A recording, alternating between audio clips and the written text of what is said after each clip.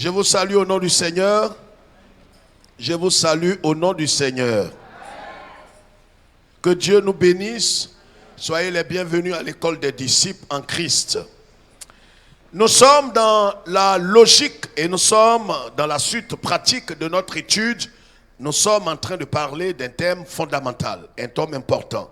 Romains chapitre 12, nous allons gagner du temps. Et pourquoi? Parce que nous allons respecter strictement le temps. 19 heures. Et je voudrais saluer tous ceux qui nous suivent. C'est vrai que ça vous prend de cours, mais ce sera ainsi jusqu'à ce que nous finissions ce que notre pays a entamé. Romains chapitre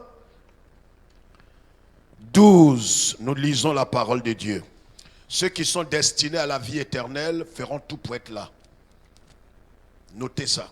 Et ceux qui nous suivent aussi, ceux qui sont destinés. La Bible dit, et le Seigneur a ajouté à l'église chaque jour ceux qui étaient sauvés. C'est le Seigneur qui ajoute à l'église. Ce n'est pas dans la stratégie humaine des hommes pour ajouter à l'église. Mais c'est le Seigneur seul. Nous lisons la parole de Dieu. Docteur? Parole du Seigneur.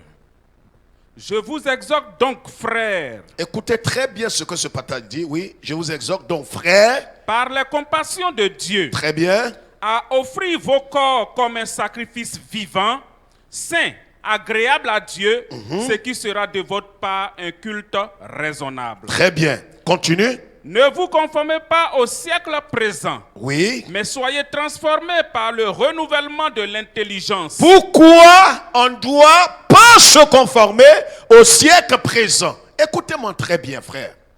Vous savez, il y a quelque chose qui est fondamental, qui est important et qui est indispensable dans la marche chrétienne. Et nous devons, dans notre marche et dans la révélation de la parole, nous devons découvrir qu'est-ce qui est si important au point où le Saint-Esprit nous exhorte à ne point nous conformer au siècle présent, à ne point nous mélanger au siècle présent, à ne point marcher dans la compromission dans ce siècle présent. Mais qu'est-ce que nous devons faire? Nous devons faire quoi? Nous devons nous laisser transformer par le renouvellement, le changement de notre intelligence. Et pourquoi tout ça? Pour une seule chose. Et c'est cette chose que nous sommes en train de voir depuis dimanche. Si nous ne devons pas nous conformer au siècle présent, ne devons pas nous compromettre, mais nous devons laisser le Saint-Esprit nous renouveler, nous transformer. Pourquoi? C'est la suite logique qui vient. Afin que vous discerniez quelle est la volonté de Dieu, oui, ce qui est bon, agréable et parfait. C'est tout. Veuillez vous asseoir.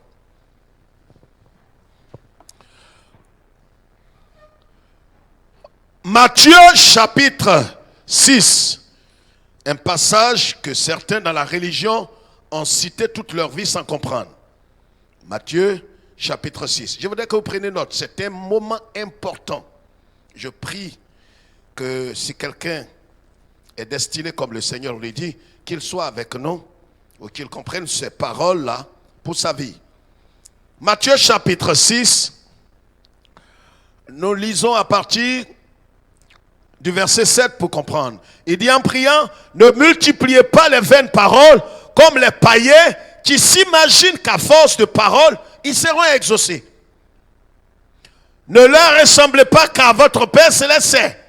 De quoi vous avez besoin avant que vous le lui demandiez.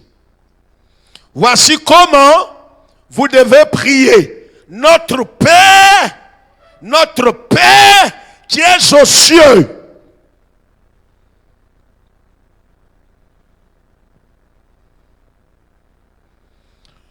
Que ton nom soit sanctifié.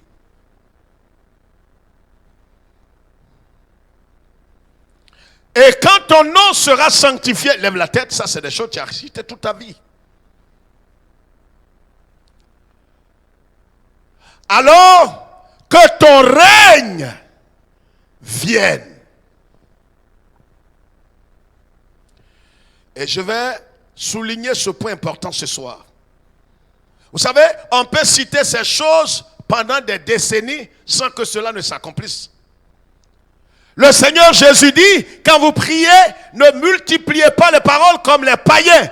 Les païens s'imaginent qu'à force de multiplier les paroles, à force de dire beaucoup de paroles, alors ils pensent être exaucés. C'est pourquoi quand nous nous levons pour prier, allons à l'essentiel. Ne cherche pas à épater les gens. Ne cherche pas à éblouir peut-être ton entourage. Des gens peuvent se lever et puis dire beaucoup de paroles en même temps. Non, va à l'essentiel et dis ce qui te vient directement du cœur. Le Seigneur sait. Le Seigneur Jésus dit, avant même que vous n'ouvrez la bouche et vous ne parliez, le Père sait ce dont vous avez besoin. Ça veut dire, avant même que tu ne pries, Dieu sait ce dont tu as besoin. Donc, tu ne lui révèles rien. Ce n'est pas une révélation, la prière. Tu es en train de dire ce qui est dans ton cœur que lui, Dieu, il a lu là. Confirme par ta bouche. Voyez? Mais ce qui est important ici dit, voici comment vous devez, que ton nom soit sanctifié, que ton règne vienne, que ta volonté soit faite sur la terre comme elle est faite chaque jour au ciel. Comment sa volonté peut être faite sur la terre comme elle est faite au ciel? Un peu plus loin, Matthieu chapitre 7. Je vous souligne ces choses pour que vous sachiez qu'il n'y a rien qui soit plus important que tout ce que nous sommes en train de voir. Matthieu chapitre 7. Vous allez voir l'importance de ce que nous sommes en train de dire. Matthieu chapitre 7, le verset 21, nous dit quoi? Docteur, allons-y. Ceux qui me disent, Seigneur, Seigneur, n'entreront pas tous dans le royaume des cieux. Comment ça? Comment ceux qui disent Seigneur, Seigneur, qui chantent le nom du Seigneur, qui prononcent du nom du Seigneur, qui font des offrandes au nom du Seigneur, n'entreront pas tous dans le royaume des cieux? Pourquoi? Qu'est-ce que Dieu attend de tous ceux qui disent le nom du Seigneur? Voilà la suite. Mais celui-là seul qui fait la volonté de mon Père qui est dans les cieux. C'est tout. Donc le problème ici, c'est comment trouver la volonté de Dieu et la faire, l'exécuter. Ça veut dire que ce qui préoccupe Dieu, ce n'est pas les choses secondaires, les choses artificielles, mais ce qui est fondamental, c'est comment faire la volonté de notre Père qui est dans les cieux. Comment faire? Oh frère, regardez ici frères et sœurs, on ne peut pas faire la volonté de Dieu sans au préalable avoir renoncé à notre volonté propre. Parce qu'on ne peut pas, le Seigneur Jésus dit, un homme en possession de toutes ses facultés ne peut servir deux maîtres à la fois. On ne peut pas servir deux maîtres. C'est pourquoi dans la prière de Matthieu chapitre 6, le Notre Père, le Seigneur dit d'abord que ton nom, quand vous priez, dit que ton nom, Père, que ton nom soit sanctifié, mais que ton règne vienne. Son règne ne peut pas s'établir en nous, son règne ne peut pas s'établir dans un endroit tant que celui qui règne là n'a pas démissionné.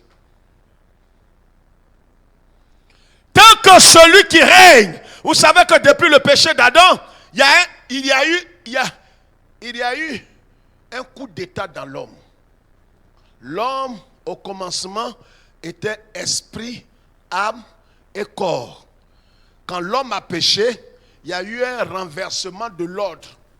Et l'homme est devenu corps, âme et esprit.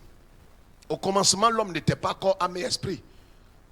L'homme était esprit, âme et corps. Ça veut dire que ce qui venait en première position, c'était l'esprit. L'esprit donnait des ordres à l'âme qui, lui, fait quoi?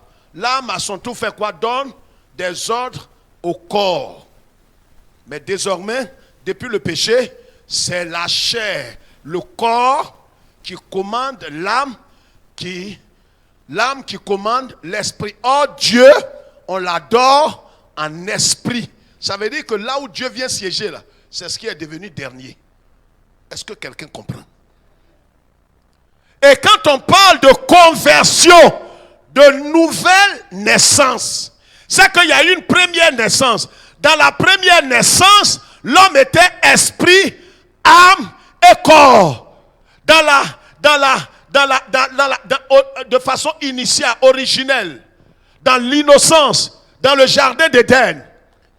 Mais quand l'homme a péché, et comme nous sommes sortis d'Adam, et que nous sommes nés pécheurs, alors tout homme est né, corps, âme et esprit. Ça veut dire que tu es né pécheur, je suis né pécheur. Je suis né désorganisé. Or là où se trouve le désordre, c'est ce que nous avons appelé paganisme. C'est de là qu'est sorti païen. Païen, ce n'est pas quelqu'un qui ne va pas à l'église. Païen, c'est quelqu'un qui est désordonné. Les narines qui sont faites pour respirer, tu fais sortir de la fumée. Tu es un païen. Ça veut dire que tu es désordonné. Ce qu'on doit faire comme ça, toi tu fais ça avec quelqu'un d'autre. Tu es un païen.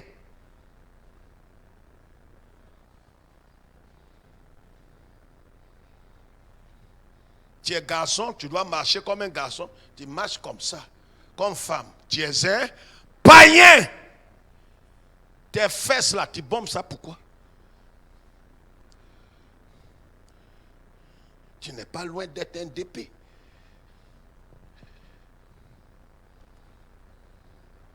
Quelqu'un comprend? Que ton règne vienne. Que ton règne vienne. Ton règne ne peut pas venir. Or, là où le règne de Dieu n'est pas manifeste, c'est la faiblesse, c'est le règne de Satan. Or, le règne de Dieu ne peut pas s'établir si sa volonté n'est pas faite. Quelqu'un me suit?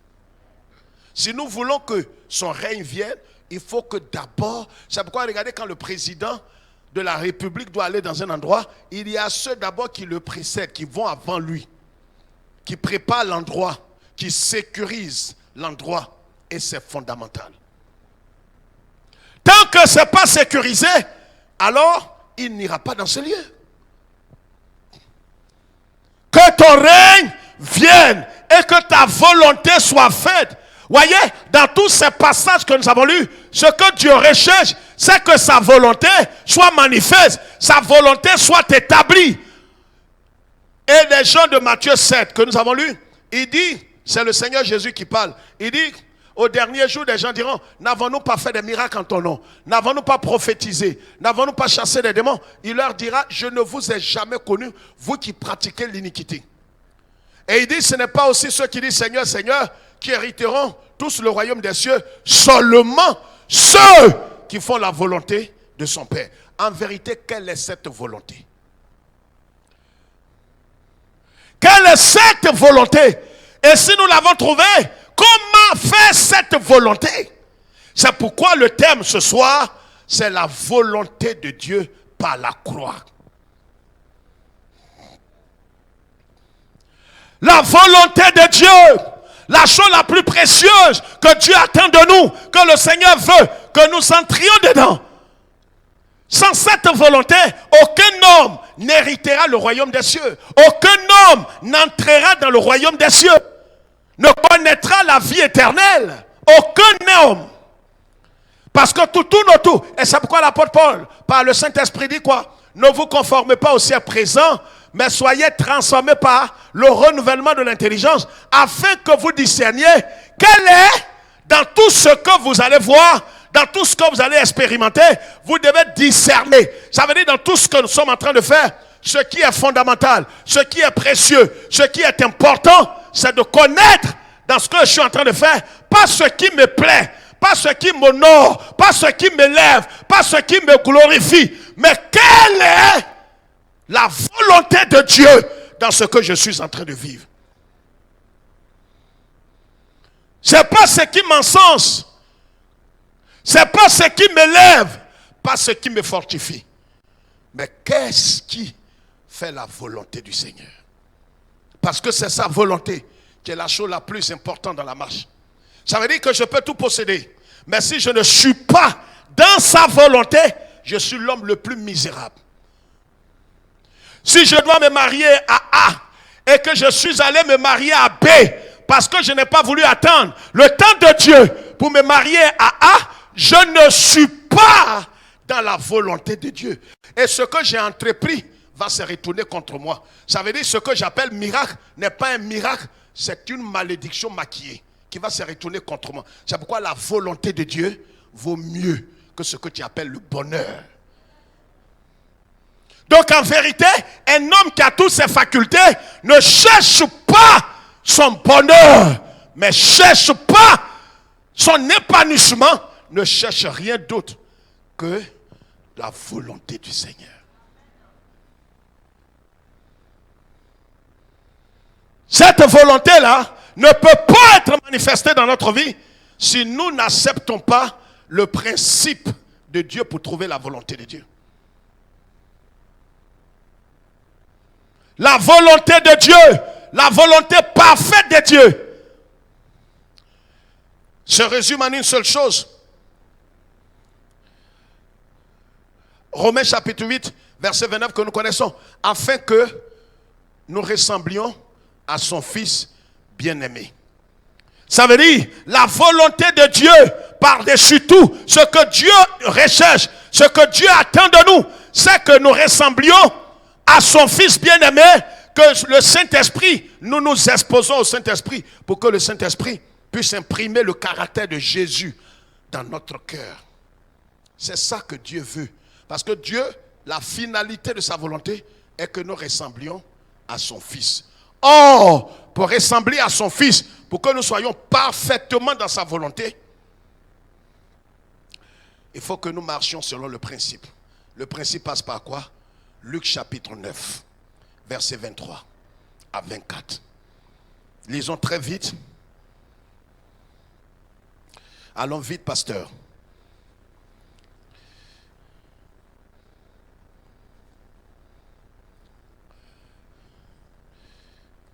Puis, il dit à tous, si quelqu'un veut venir après moi, qu'il renonce à lui-même, qu'il se charge chaque jour de sa croix et qu'il me suive. Si quelqu'un veut venir après moi, c'est le Seigneur qui le dit.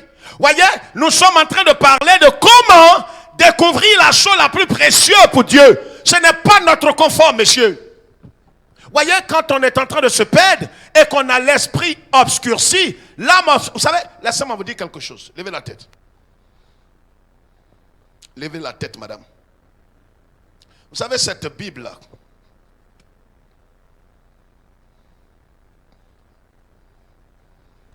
il y a quelque chose qu'on doit comprendre dans la parole de Dieu. C'est pourquoi nous chantons très souvent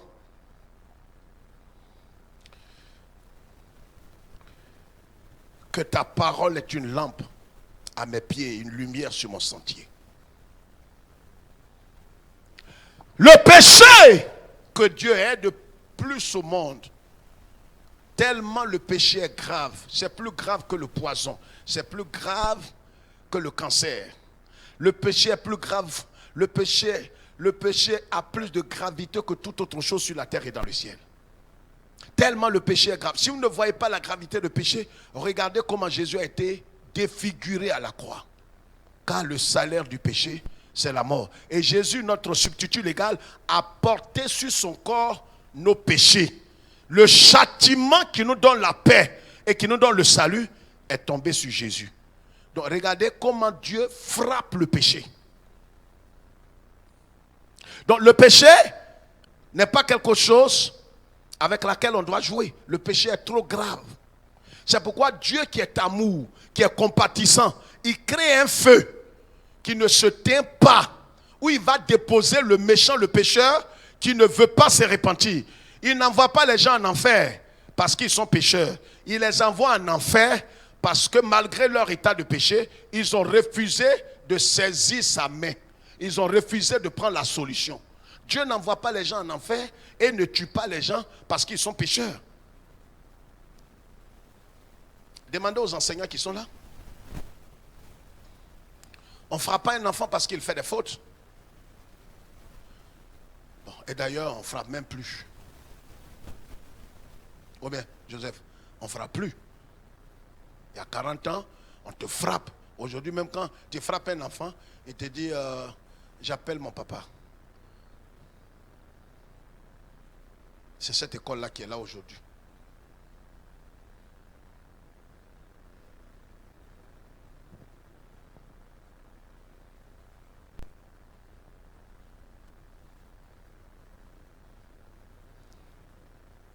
Mais un enfant qui fait des fautes à l'école, on ne le frappe pas. On le frappe à quel moment?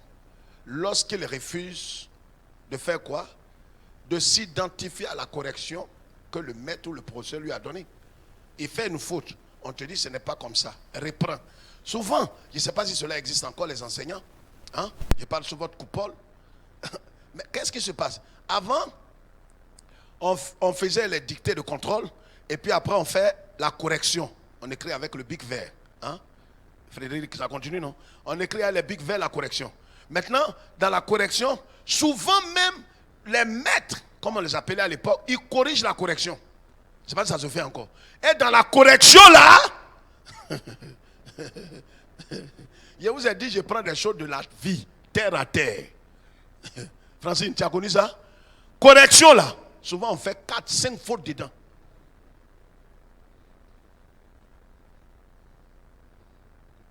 Là, le maître ne joue plus avec toi. Correction là, tu fais faute. Ce qui est plus grave, on corrige sa correction et on lui dit de faire une recorrection. Et dans la recorrection, il fait 2 fautes.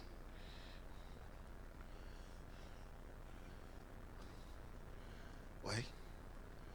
Dieu n'envoie pas les gens en enfer parce qu'ils sont adultères. Il les envoie en enfer parce qu'après avoir commis l'adultère, Dieu leur donne la solution. Il dit voilà comment il faut faire pour sortir de l'adultère. Mais il ne prend pas la solution. Dieu n'a plus d'autre recours que de te conduire. Parce que s'il t'envoie au paradis, voilà, c'est pour notre bien-être que Dieu fait ça. Les PD. Dieu est amour. Mais pourquoi il les envoie en enfer? Ils vont poursuivre des anges là-bas. Non, ne riez pas. Dis frère, où tu as vu ça? Dis frère, où tu as vu ça? Non, posez-moi la question. Dis frère, où tu as vu ça? Ça est dans Genèse. Dieu, bon Dieu, il a envoyé des anges d'aller sauver Lot.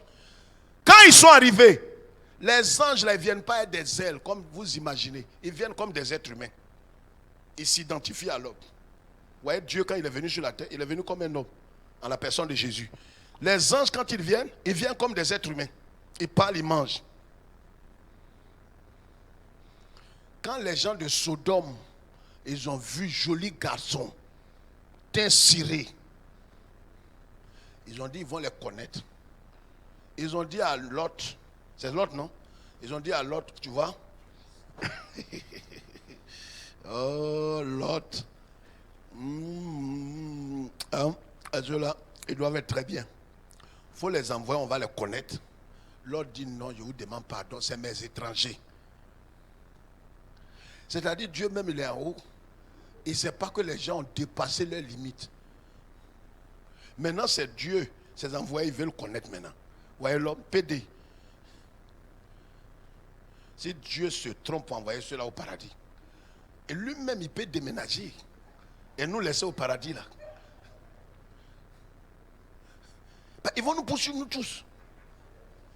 Et ils te poursuivent là. Tu ne peux plus venir sur la terre. Tu vas où? Dans le paradis là. L'autre leur a dit, hey, j'ai des filles vierges, je peux vous les livrer. Ils ont dit, là, tes filles vierges là, c'est les jolis garçons là, fais ce qui est là, je vais connaître ça. Les anges là disaient, ça n'est trop. On a entendu parler, mais nous, on vient de vivre l'action. On va vous brûler, vous tous. Donc le problème n'est pas dans le péché. Le problème c'est refuser la main tendue de Dieu. Les anges étaient descendus à Sodome pour délivrer. Ce n'est pas seulement l'autre. Si quelqu'un se repentait, alors cet homme serait sauvé. Dieu est compatissant. Dieu non seulement est compatissant, mais il est miséricordieux. Vous savez, la miséricorde est au-dessus de tout. Dieu ne vous donne pas ce que vous méritez. C'est différent de la grâce. La miséricorde, c'est on ne te donne pas ce que tu mérites. C'est pourquoi on parle de maison de miséricorde. Tu ne mérites rien là-bas.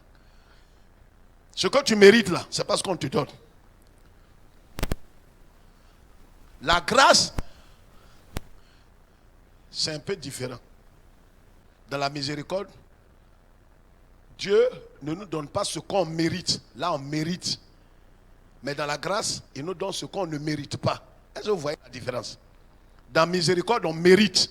Mais qu'est-ce qu'on mérite? C'est la mort. Mais il ne nous donne pas la mort. En lieu et plat de la mort qu'il est venu avec, on voit la vie éternelle. C'est pourquoi quand quelqu'un prie, dit « Oh Dieu miséricordieux », c'est différent. C'est pour dire « Dieu, je suis maudit. Là où tu es, il ne mérite rien. » Toi-même, tu as vu excrément humain devant toi. Fais quelque chose. La grâce, Dieu, il te donne quoi? Il te donne quoi? Il te donne ce que tu ne mérites pas. Dans miséricorde, tu mérites. Mais ce que tu mérites là, c'est châtiment, c'est mort. Dans la grâce, ce que tu ne mérites pas là, c'est la vie éternelle, c'est la paix. Mais c'est ça que Dieu te donne. Frère, voyez, dans ce que nous sommes en train de lire, qu'est-ce que nous avons lu tout à l'heure? Il parle de quoi? Le Seigneur dit quoi? Dans Luc chapitre 9, qu'est-ce qu'il dit? Si quelqu'un veut venir après moi, voyez, le chemin, la voie pour trouver, pour marcher dans la volonté de Dieu. Pourquoi? Parce que tant que nous ne marcherons pas, nous n'obéirons pas à la volonté de Dieu, nous n'entrerons pas dans le royaume des cieux. Or, le chemin qui va nous amener dans la volonté parfaite, c'est la première chose, c'est de faire quoi? La première condition, c'est de renoncer. Or, renoncer, c'est cesser volontairement d'avoir autorité sur nous-mêmes. Tant que je ne cesse pas d'avoir autorité sur moi-même, je ne peux pas en aucun cas rentrer dans la volonté de Dieu. Parce que ma volonté est opposée à la volonté de Dieu. Ma volonté est inspirée par Satan. Ma volonté me conduit en enfer. Ma volonté me conduit dans la désobéissance. Ma volonté me conduit dans la rébellion. Ça semble joli, ça semble bien, mais ma volonté, ça souche. Vous voyez, quand je prends des exemples, ne vous fâchez pas. Souvent, ceux qui sont à l'extérieur ne comprennent pas nos expressions africaines. Quand je parle d'excrément humain, si on a pressé, et puis le jus qui sort, est-ce que c'est encore l'excrément? Lève la tête, tu fais comme si... C'est pourquoi tu comprennes. Le jus de l'excrément humain, c'est l'excrément. Hein? Mais il est différent de l'excrément. C'est son jus. Si on prend ça pour faire bouillir,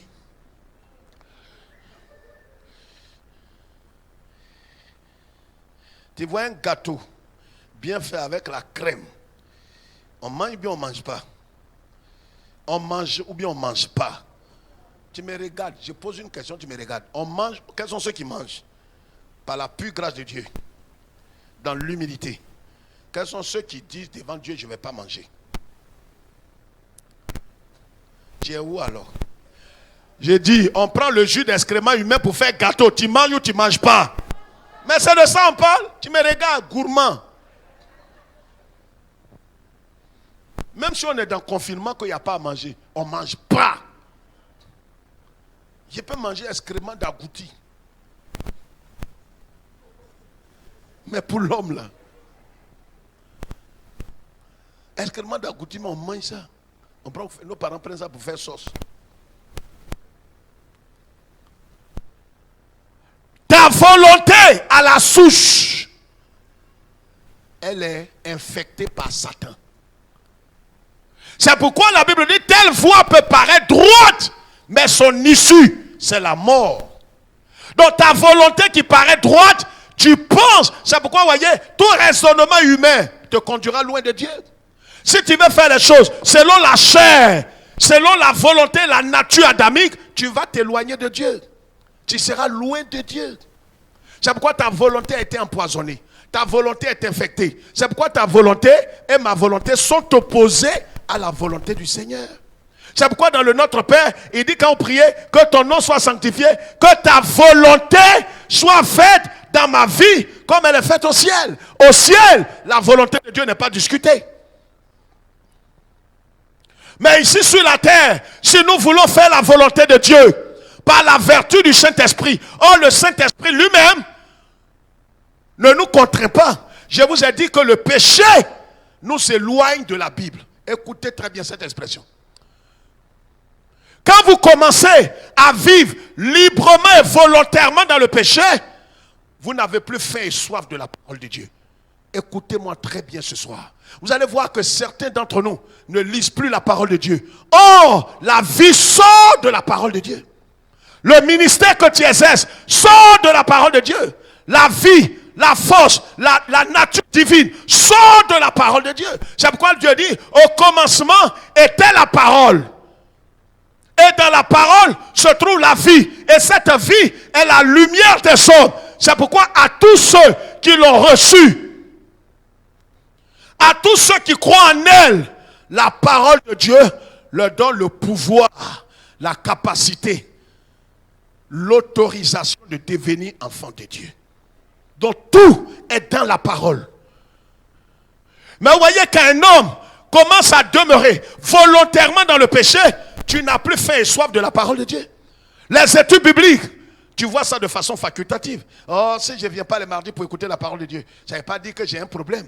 Si les vendredis, je ne viens pas. Si c'est pas, quand on commençait à faire ça, je vous le dis devant Dieu, vous avez un problème qui a commencé. Ce n'est pas encore grave à vos yeux, mais c'est en train de vous éloigner. Voyez, au début, quand vous étiez venu à Christ, vous aviez quoi? Faim et soif de la parole de Dieu. Vous aimiez le Seigneur, même quand vous n'avez pas mangé, mais vous voulez méditer la parole, vous chantez les cantiques, vous avez ce qu'on appelle le premier amour, méditer la parole. Et l'apôtre Pierre dit, aspirez, aimez la parole de Dieu comme les nouveau-nés raffolent le lait maternel. Mais combien de fois, depuis combien de temps, tu n'as pas médité la parole de Dieu? Même quand tu lis la parole, tu lis juste pour que les gens ne disent pas. Quand on va te demander, tu ne lis pas la Bible. Mais quand tu lis, tu vois que c'est un peu caduque. Ça ne te dit rien. Tu n'as aucune révélation. Tu l'ouvres une partie, tu lis. Je te dis ce soir, il y a un cancer spirituel. Je le dis avec tout le sérieux. Et sur la base de mon appel, il y a un cancer qui a commencé à se développer spirituellement dans ta vie.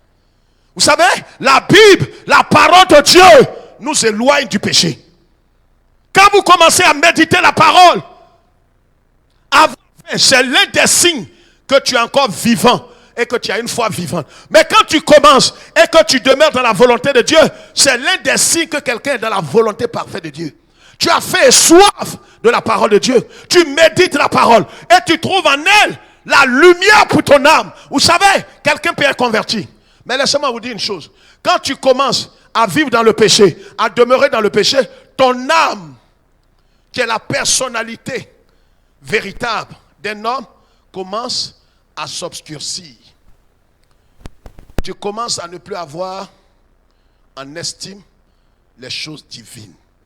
C'est pourquoi l'apôtre Paul dit en Colossiens chapitre 3, le verset 1 à 3, si vous êtes ressuscité, si vous êtes réellement ressuscité et que votre esprit est encore vivant en connexion avec Dieu, le signe par lequel on saura, vous allez aspirer aux choses d'en haut. C'est pourquoi, vous voyez, on ne peut pas forcer quelqu'un à aller écouter la parole de Dieu à la cellule. Vous allez beau le forcer, à un certain moment, il n'ira plus. Parce que ce monsieur-là, il y a un cancer qui a commencé dans sa vie. Je te le dis ce soir. Tu vois, au début, personne ne te forçait. Ça n'a rien à voir avec les titres qu'on porte. Pasteur, missionnaire, ça c'est des titres humains. Ça n'a rien à voir avec ce que je dis. C'est pourquoi beaucoup seront étonnés au dernier jour. Parce qu'il n'a plus faim et soif de la parole de Dieu. Il transporte la Bible, même misérable. Mais il n'a plus faim et soif de ce qui est dedans. La Bible nous éloigne du péché. Mais le péché même nous éloigne de la Bible. Je ne sais pas si tu comprends. Si tu n'as pas été loin, quand on parle, il faut écouter bien. J'ai dit, la Bible nous éloigne du...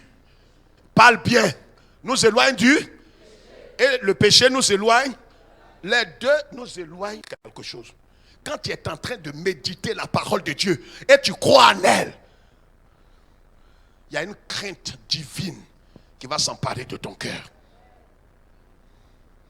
C'est pourquoi nous chantons. Je sers ta parole, je sers ta parole, je sers ta parole. C'est pas dans les bouquins. C'est bon d'écrire, mais c'est mieux de mettre dans ton cœur. Afin de ne pas pécher. La Bible, écris ça au moins. Toi qui crois connaître tout, quand on dit des paroles comme ça, il faut écrire. Mais regarde comme ça, comme tu connais. La Bible t'éloigne du péché et le péché t'éloigne de la Bible. Oh, la Bible dit, à Hébreux chapitre 1, verset 6, oh, sans la foi, nul n'est agréable à Dieu. Mais si tu ne médites pas la parole, tu n'aimes pas la parole, tu n'as pas faim et soif de la parole de Dieu, ta conscience, qui est le gendarme de ton âme, va s'obscurcir. Et dès que ta conscience est obscurcie, c'est fini. Ta communion avec Dieu est embrouillée, est perturbée, et tu ne peux plus avoir une foi vivante. À un certain moment, ta foi va s'éteindre. Je vous le dis aujourd'hui, la foi s'éteint. Et quand ta foi s'éteint, tu peux être encore dans les activités de l'église. On dit diacre, tu es là-bas. Les pasteurs, oui, tu es dedans. Alléluia. Alléluia. Mais tu vois des choses bizarres, bêtes, commencent à s'attacher à ton cœur. Tu es dans la pornographie sur Internet. Tu vas te masturber, tu vas faire toutes des pratiques. Tu dis non, demain je ne fais plus. Après tu fais. Après encore tu dis non, personne. Il y a quelqu'un, tu vas prier sur moi. Ce n'est pas la prière. Il y a quelque chose qui est rentré en toi. Ce n'est pas un démon. Ta communion avec Dieu est brisée. C'est pourquoi la parole de Dieu, ouais? Dieu ne va pas te contraindre. Et dès l'instant où ta communion avec Dieu est brisée, ta foi s'est éteinte parce que tu as négligé la conscience, tu peux paraître agréable aux yeux de tout le monde, comme un gentleman, une femme pieuse, mais tu es pourri de l'intérieur.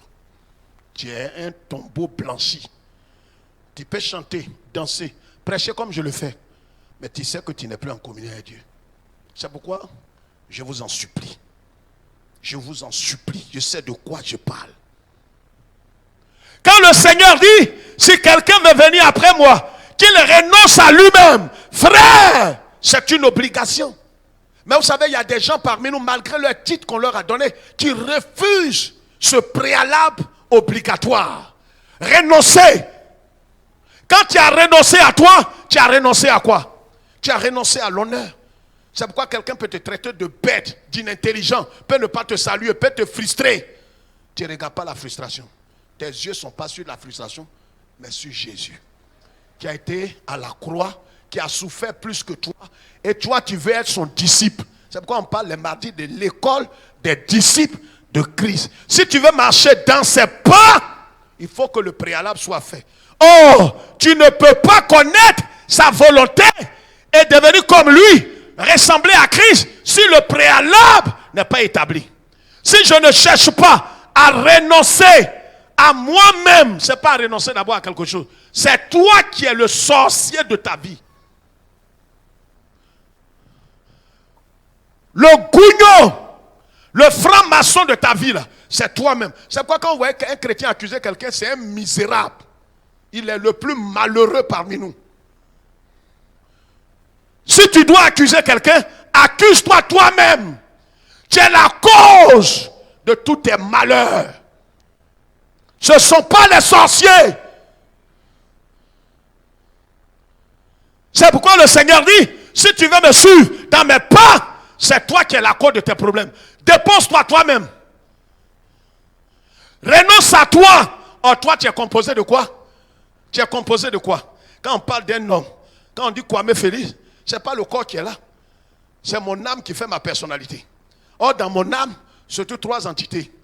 Mon intelligence, mes émotions et ma volonté.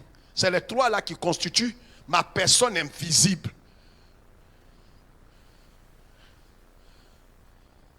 Écoute bien la parole de Dieu. pour ne pas rester là chauffer les chaises et un jour te retrouver en enfer. Aucun protestant n'est au ciel. Il n'y a pas évangélique au ciel. Il n'y a pas catholique au ciel. Ceux qui sont au ciel, c'est ceux qui ont fait la volonté du Seigneur Jésus-Christ. C'est pourquoi le brigand là, il est de quelle église? Le brigand qui est parti là, c'est un protestant. Quand on lit la Bible là, il faut ouvrir tes deux yeux. Il n'est pas protestant, il n'est pas évangélique. Même baptême, il n'a pas eu le temps. Ses pieds, on l'a cassé. Son problème, il s'est soumis à la volonté du Seigneur.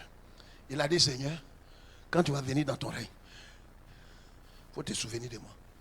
Mais pour que quelqu'un se souvienne de toi, il faut que tu reconnais que tu es maudit, que tu es un pécheur. C'est tout ça il a fait en une petite parole. Il y a des paroles, quand tu fais sortir, le ciel t'a déjà compris. C'est pourquoi souvent, ce n'est pas les prières, la colle. Non! Seigneur, mon Dieu, mon roi, Seigneur, oh Seigneur, miséricordieux, on n'a pas le temps. Va à l'essentiel. Pour dire que tu as volé là, Seigneur, mon Dieu, mon roi, loco, tu vas où? Seigneur, je te demande pardon. J'ai péché contre toi. J'ai volé. J'ai été malhonnête. On va dire non, Seigneur, j'ai volé. Là.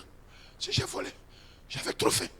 Et mon père m'a pas aimé. Non, toi tu ne vas jamais changer. Ton péché là, tu tires le drap pour mettre ça sur quelqu'un. Comme une femme adultère, hein, je ne sens pas l'amour de mon mari. C'est pourquoi tu es maudite. Une femme comme ça, elle est maudite. Quand je vais toucher ma femme, l'homme de Dieu, ma femme me refuse. Est-ce que tu vas mourir pour ça? C'est aujourd'hui on te refuse. Si tu as épousé une refuseuse, va te refuser. Si elle t'a refusé aujourd'hui, demain va pas te refuser. Si tu as refusé demain, continue, persévère jusqu'à la fin. Et encore m'a refusé, ça fait 2 semaines et je ne peux pas toucher ma propre femme.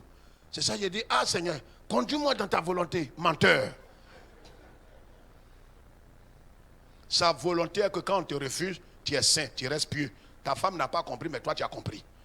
Donc tu ne peux pas commettre adultère. Renoncer à soi-même. Première condition pour rentrer dans la volonté. Parce que la Bible dit, celui qui est mort est libéré du péché. On ne peut pas connaître la volonté de Dieu. Oh, la chose la plus importante. L'unique voie, c'est la volonté de Dieu. Mais comment entrer dans la volonté de Dieu si je ne renonce pas à moi-même? Dieu ne peut pas se servir de moi et me révéler sa volonté. C'est pourquoi il a dit quoi? Il a dit quoi dans Romains 12 qu'on a lu? Ne vous conformez pas au siècle présent. Soyez transformés par le renouvellement de l'intelligence, afin que vous discerniez. Tant que ta volonté n'est pas complètement touchée, renouvelée, ton âme n'est pas renouvelée, transformée, ton intelligence n'est pas saturée à nouveau, tu ne peux pas discerner, parce que la volonté de Dieu ne saute pas à l'œil. Voyez, regardez ce prophète. Il est allé, il trouve quelqu'un et il lui dit, gifle-moi. Il dit, non, je ne peux pas te gifler. La Bible dit, tu ne frapperas pas ton projet. Il dit, ouais, tu vas aller, le lion va te manger. Aïe. Comment lui peut savoir là que c'est la volonté de Dieu, ce qui semble être bête? Dieu se révèle à un prophète et lui dit, va au dehors, il y a une diantra. Il dit, qui est diantra? Toutou. Il dit, mais Seigneur, qui est toutou? Prostituée. Tu la prends comme ta femme. Or, dans la loi lévitique, un saint, il ne marie pas diantra. Ah, mais Seigneur, où est ta volonté? C'est pour ça qu'on dit, il faut que ton esprit soit renouvelé pour que tu discernes quelle est la volonté de Dieu. Pour ne pas que le chemin que tu as emprunté, tu crois que tu es dans la volonté de Dieu, or tu n'y es pas. La deuxième chose, après avoir renoncé à soi-même, c'est de faire quoi? De suivre le Seigneur. Or, suivre le Seigneur, c'est marcher dans ses pas. Or, on ne peut pas marcher dans ses pas si on n'a pas renoncé à soi-même. Regardez, quelqu'un est en train d'aller dans cette direction. Regardez ici. Quelqu'un est en train d'aller dans cette direction. Je vais vers la direction de la croix. Et j'ai dit, je vais à la maison. Et le Seigneur est devant moi. Mais le Seigneur, je le vois, mais c'est toi qui ne le vois pas. Je suis le Seigneur. En suivant le Seigneur, voyez, toi tu me dis, non, mais tu es fou. Quoi, mais où tu vas? Je dis, je suis le Seigneur. Mais quand tu regardes derrière tes yeux, il n'y a pas de porte de sortie. Mais moi, je le suis. C'est pourquoi, vous voyez, le renoncement paraît bête, paraît inintelligent. Quand tu as renoncé à toi et que tu n'as plus la vengeance, tu n'as pas le ressentiment, quelqu'un t'a traîné dans la boue comme une pute, comme un moins que rien. Et puis toi, c'est toi qui fais le premier pas pour aller demander pardon, ça paraît inintelligent. C'est pourquoi le message de la croix, la Bible dit que c'est quoi? Une folie pour ceux qui se perdent. La prédication de la croix est une folie. Ça paraît bête ce qu'on est en train de dire. Quelqu'un t'a insulté, il a divorcé avec toi, il t'a traîné dans la boue. 2 ans après, il revient pour dire, vraiment, je ne sais pas ce qui m'a pris. Accorde-moi le pardon. Aïe. On dit, il est gravement malade, il a besoin de 500 000. Or, toi, tout ton argent qui est dans ton compte, c'est 515 000. Tu dois enlever ça, sans même que quelqu'un ne te parle pour aller le soigner. Lui qui t'a raté un billet de caïman 2 fois, tu dois aller le soigner. C'est ça l'évangile de la croix.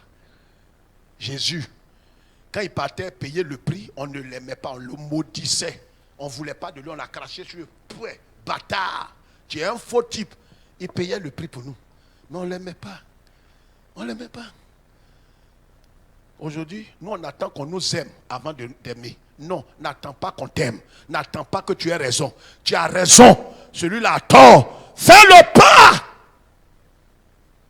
C'est à ce prix que tu vas entrer dans la volonté de Christ.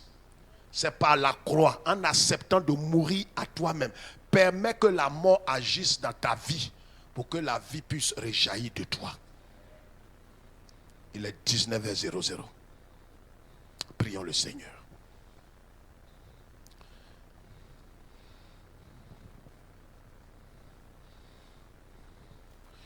Ta parole est une lampe à mes pieds.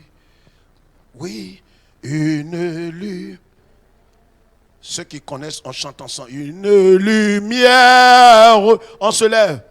Ta parole est une lampe à mes pieds. C'est vrai, une lumière sur mon sang. Éternel, que ton nom soit béni ce soir. Nous avons compris que la chose la plus précieuse, la plus importante à tes yeux, c'est de faire ta volonté. Nous avons compris un pas important ce soir pour entrer dans ta volonté. C'est de renoncer à nous-mêmes. C'est de renoncer à nos désirs, à notre gloire, à notre honneur, à notre dignité. À ce qui, Seigneur notre Dieu, nous donnait la popularité. Ce qui semble glorieux dans notre vie, nous devons déposer tout. Et dire, Seigneur, désormais, j'accepte de prononcer comme Saint Paul en Galates 2, 19, j'ai été crucifié. Et tant que je vivrai crucifié, je demeurerai dans la volonté parfaite de Dieu. Parce que ma volonté est crucifiée et c'est la volonté de Christ qui sera manifestée. Tant que j'accepterai que ma volonté se manifeste, je n'entrerai pas dans la volonté de Dieu. Et si je n'entre pas dans la volonté de Dieu, je n'entre plus dans le royaume des cieux. Aide-nous à discerner, à comprendre cela. La deuxième chose que nous avons compris ce soir, après avoir renoncé à nous-mêmes, c'est de te suivre. C'est de marcher dans tes pas. C'est d'accepter de s'identifier à toi. C'est de quitter une étape pour aller vers, Seigneur notre Dieu, un lieu inconnu selon la chair, mais un lieu révélé par ton esprit. Donne-nous de marcher dans tes pas et de t'imiter. À toi seul toute la gloire. À toi seul toute la gloire. Illumine l'esprit de tous ceux qui nous suivent, qui sont destinés à la vie éternelle. Illumine les yeux de leur cœur. Certains n'ont plus faim et soif de la parole de Dieu. Certains ont perdu leur premier amour. Certains sont coupés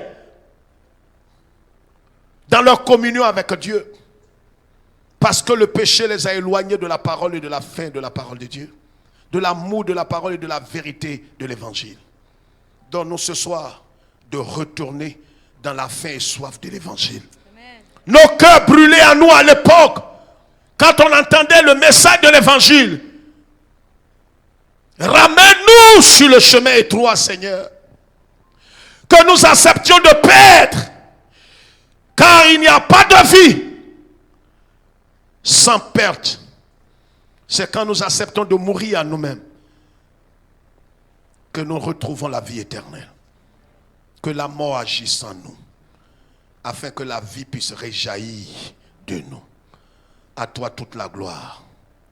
À toi seul toute la gloire. Au nom de Jésus. Quelqu'un dit Amen.